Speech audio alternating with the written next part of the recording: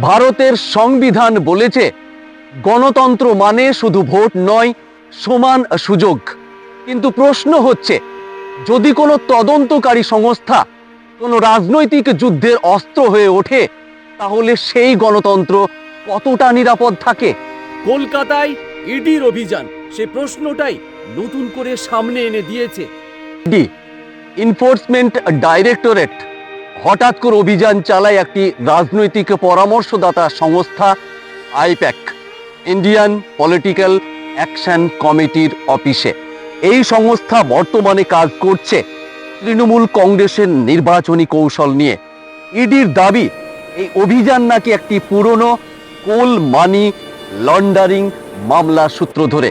কিন্তু প্রশ্ন হচ্ছে, কয়লার মামলার তদন্ত করার জন্য কেন একটি রাজনৈতিক স্ট্র্যাটেজি অফিসে ঢুকতে হয়? এখানে সমস্যা কোথায়? চলুন ধাপে ধাপে বুঝি। যে মামলার কথা বলা হচ্ছে কোল স্মাগলিং অ্যান্ড মানি লন্ডারিং সংক্রান্ত। তাহলে কয়লার লেনদেন, কালো টাকা বা আর্থিক নথি, এগুলোর কোনোটাই কি আইপ্যাকের মূল কাজ? আইপ্যাক হলো ক্যাম্পেইন স্ট্র্যাটেজি, ভোটার অ্যানালিটিক, রাজনৈতিক যোগাযোগ পরিকল্পনা। এটা কোনো আর্থিক সংস্থা নয়। তৃণমূলের বক্তব্য পরিষ্কার, তদন্তের বিষয় আর অভিযানের জায়গার মধ্যে কোনো স্বাভাবিক মিল নেই। মুখ্যমন্ত্রী মমতা বন্দ্যোপাধ্যায় সরাসরি অভিযোগ করেন, ইডি আসলে আমাদের নির্বাচনী ডেটা এবং কৌশল চুরি করতে এসেছে।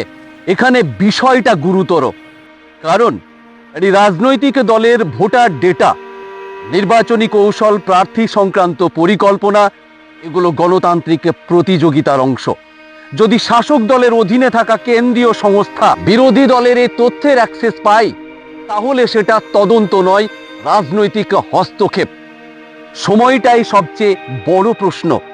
এই অভিযান হয়েছে 2026 বিধানসভা নির্বাচনের ঠিক আগের প্রস্তুতি পর্বে। এটা কি কাকতালীয়?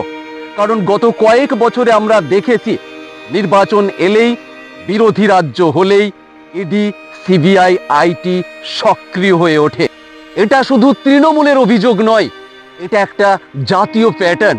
আর এখানেই প্রশ্ন আসে, তদন্ত যদি এত জরুরি হয়, তাহলে বছরের পর বছর অপেক্ষা কেন? আর নির্বাচন এলেই এত তৎপরতা কিসের?